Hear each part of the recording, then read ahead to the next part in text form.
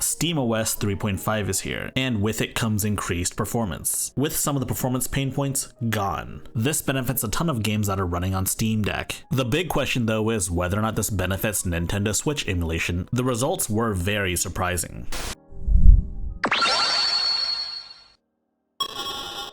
Before we get started, let's talk about the sponsor of this video, TomToc. TomToc makes great Steam Deck accessories. When it comes to taking my Steam Deck outside of my house, I use their Arccos bag, and they have plenty of other bags that may suit your use case. There's links in the description down below if you want to check them out. Switch emulation has always been surprisingly decent on Steam Deck. But the truth is, it's always come up a little short. Like, yes, you could feasibly beat Switch games on the Steam Deck, but it's never been preferable. It's always been more preferable to just play the game on the hardware. But one of the biggest and nastiest Steam Deck performance bugs was fixed. Some games perform better with SMT off. Turning SMT on and off for specific games can be a bit of a pain. There was a Decky plugin that made it easier, but it's still somewhat of a pain. Now you don't have to worry about that at all. Games that perform better with SMT off no longer require SMT off, not to mention Linux kernel updates and driver updates as well. So we decided to do two tests. We tested games on the older version of SteamOS and those same games on SteamOS 3.5. Do note that this isn't a super accurate frame chart, but I think it gives a general idea of the improvements you can see. The first game you see here is Crash Team Racing. Oddly enough, this new remake isn't on PC, but hey, maybe now that Activision is owned by Microsoft, they can bring this game to PC. As you can see here, this is running on the older firmware, not SteamOS 3.5, and it still runs pretty well. I should have mentioned that some games run pretty well already, and this is the same game running on SteamOS 3.5. You may be asking what the difference is. Well, the difference is not different enough to care, but hey, at least it didn't get worse, right? Next up is Kirby and the Forgotten Land. You know, we never actually covered this game on this channel, so here we are. As you can see here, the game kind of chugs a little bit. It's sitting at a solid 20 FPS, which isn't great. To be fair though, we're exploding a lot of bombs around this area, so yeah.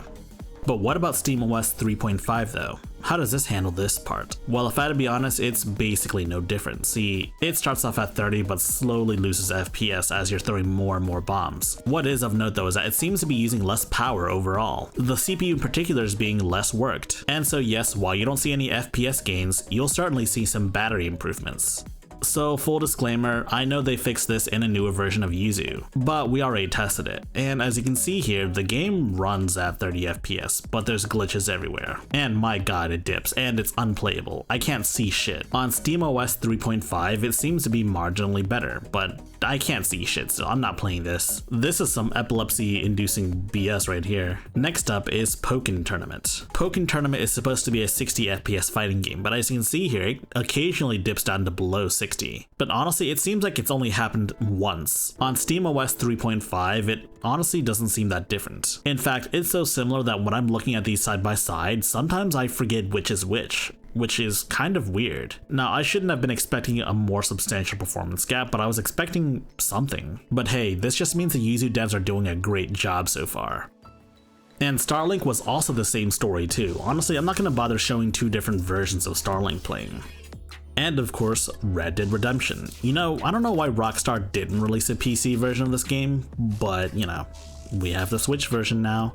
Honestly, I wasn't expecting the difference in performance to be this little. I can't think of a single game that I tested out that ran any better on SteamOS 3.5, at least not through Yuzu. And these were all the default recommended emu deck settings. Nothing fancy going on here. Perhaps Yuzu wasn't the right emulator to test out, but hey, I've come to the conclusion that Switch emulation didn't really improve all that much with SteamOS 3.5. We've had some repeated tests and this is driving me crazy. But if I had to be honest with you, this isn't the only emulator out there. It's not like you're only emulating Switch titles. There are way more emulators to test out, such as PS3, GameCube, etc, etc. I feel like those would benefit way more from the changes on SteamOS 3.5. So yeah, it seems like SteamOS 3.5 wasn't the end-all be-all we were hoping for.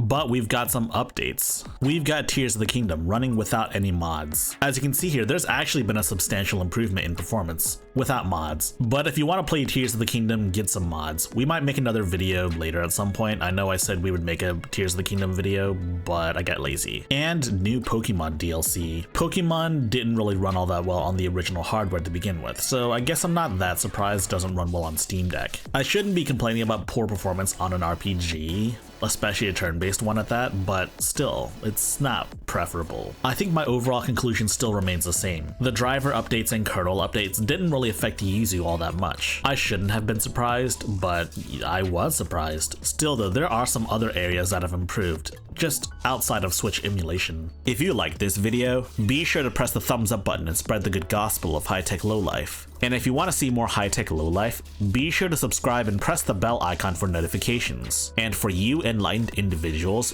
be sure to join my Discord server. And if you wish to support high-tech lowlife, be sure to check out our Patreon page. Links in the description down below.